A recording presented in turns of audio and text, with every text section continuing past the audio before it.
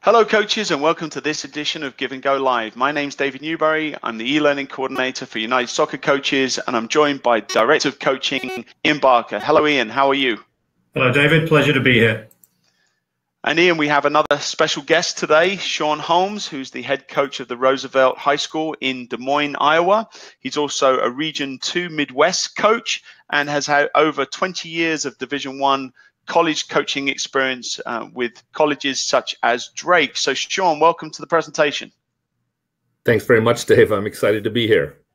This is great. So today's session is looking at the numbers game to end zones, and there's a number of different tangents we can take with this, both attacking and defending, and we can see it's a pretty simple setup, so it can be used certainly with young players as well. And let's talk about the setup a little bit here. We have an end zone at either end. That could be about a 5-yard wide end zone, and it stretches the full width of the field. And at either end, we have 4 players, 4 reds and 4 yellows, each numbered 1 to 4. And the players all start by linking their arms. And as a foursome, they can move in one direction or the other direction laterally, just in front of the end zone, but they must always have their arms linked, other than, of course, the player that is called out by the coach. And the coach starts the activity by passing the ball in. It could be into the middle of the field, or it could be, as in this case, to one team or the other. They call out a number, and now the players are playing 1 versus 1 with the objective of getting the ball into the end zone for a point. The teams that are joined as a 3 can move laterally to try and prevent that player and create some type of a wall. So let's talk here, if we could, Sean, about some of the methodological points that will be helpful for our coaches. Well, there are a couple of things. Number one, I've used this with young kids and college guys, all kinds of ages. If my group of 3 is too small, I tend to let them, rather than link arms, hold hands so they can stretch it out and make it a little bit bigger. And then number 2, I like it when they play to end zones rather than end lines. It seems like a small point, but I find that when kids dribble to an end line, they slow down at the end and they get whacked as they're trying to get the point. Whether when they run across to an end zone, it's much safer, better for the kids. And I like this exercise because there's certainly personal accountability for the kids. You're always able to kind of conjure up lots of energy and enthusiasm for it, and it allows you to coach both sides of the ball, whether they're attacking or defending, which I think is the kids enjoy. Ian, this looks like it could be a very good activating activity right at the beginning of the session. Your thoughts on that? Yeah, absolutely. So this would be, it could be something that we do at the end of training, just to have a little competitive activity right at the very end. But typically, we'd probably be using this somewhere in the early stages. If their kids are 5, 6 years old, this could be really anywhere in the training session. But I think Sean makes a really important point that those of us that have coached a lot of college, some senior players, we're often adapting the activities we might use with 5 and 6 year olds. And this would certainly be an example. I love the idea of accountability. So it's just a pure 1v1. You're just trying to beat somebody on the dribble, penetrate to the end zone. And then, as the bullet point at the bottom suggests, maybe now we call out 2 numbers. So this player would have a partner coming in. So now there's opportunities to combine. The red has a second player coming on. So maybe you have a defensive tandem. And if they win it, now they become an attacking tandem and combination. So great variables. And this is not an age specific. This is an activity to be deployed by the coach to get some competitive juices flowing. And then, of course, all of the players who are not directly engaged in the 1v1 are still meaningfully engaged in the activity. And I think that's a really good point about moving from a 1v1 to a 2v2. One of the things for coaches to consider, though, is when we do 1v1, we're certainly looking at take-on moves, the art of the duel between 2 players. Of course, here we're not passing to anyone, so it is very much looking at the confidence of the person on the ball. As soon as we bring in a second person, the likelihood is that that now becomes a passing activity. So just a cautionary note on how that might change the emphasis of that session. Let's look at what happens here now on the sequence number 2, and we could do this with older players where the ball is actually played in by one of the team's to the other team. So before it's from the coach into the middle, now we have one of the players, possibly the player that just played, go over to a stack of balls, and then they play the ball into the opponent, who then that's the initiation of the move. So now it's not a scramble for the ball. We know who's going to get possession, and we can now work with the defender, in this case the red player, and then of course the player that dribbled the ball into the end zone. So let's talk about some of the methodological changes that have occurred and adaptations that we've seen here. Please, Sean. Well, yeah, here are a couple of things that come to mind. Number one, in the transitional stages, when we go from 1-to-1 to 2v2, I've often used it where I make it 2 versus 1 as opposed to a direct 2 versus 2.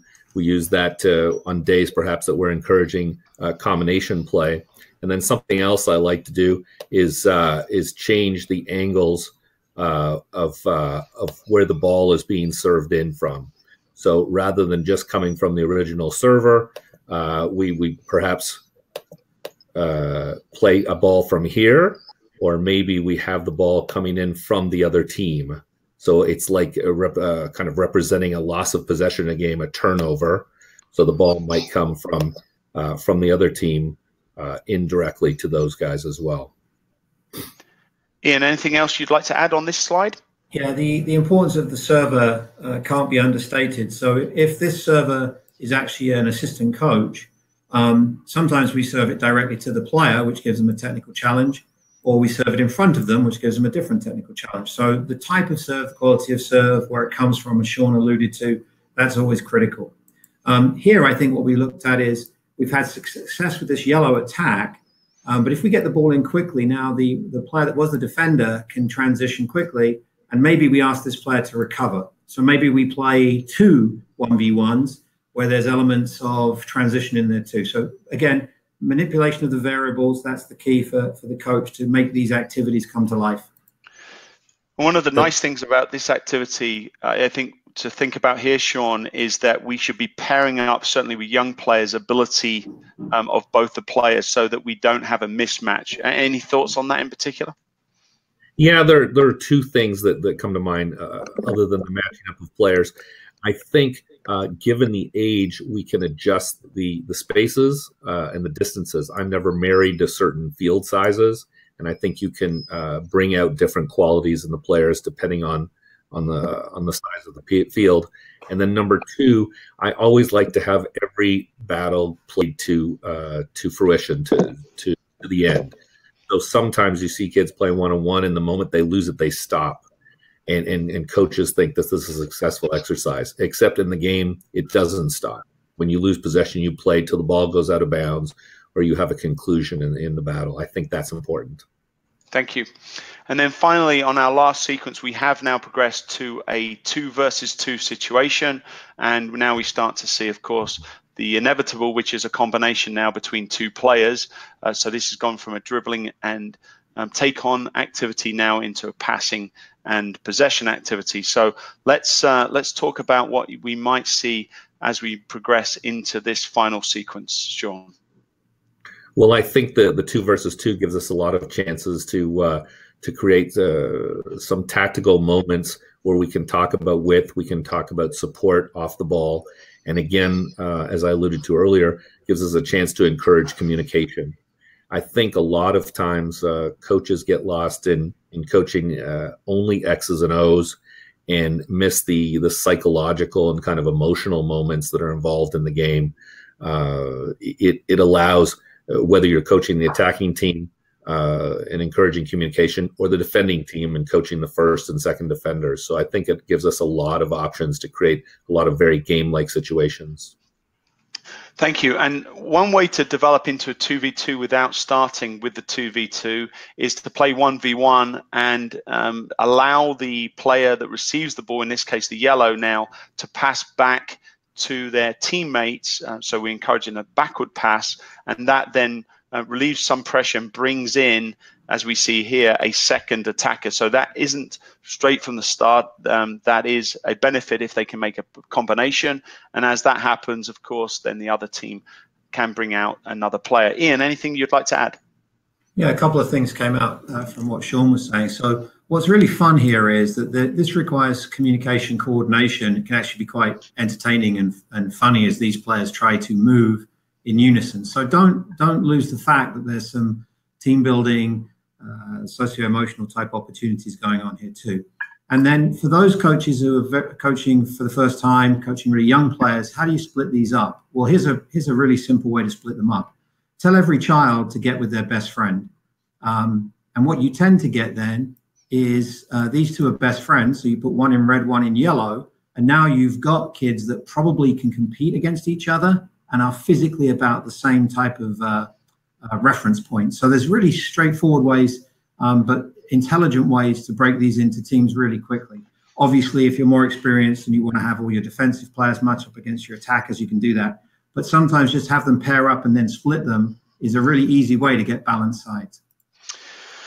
And just going back to a previous point we made at the beginning of the session, this is a great way for a coach to get practice started. All you need is 2 players on one team, 2 players on the other. And as players arrive, of course, they can just keep joining the wall and taking on the subsequent numbers. So real great way for us to start training straight from the beginning of the session, and latecomers can join in. So thanks, gents, for your time as always. And thank you to the coaches that have joined us for this edition of Give and Go Live.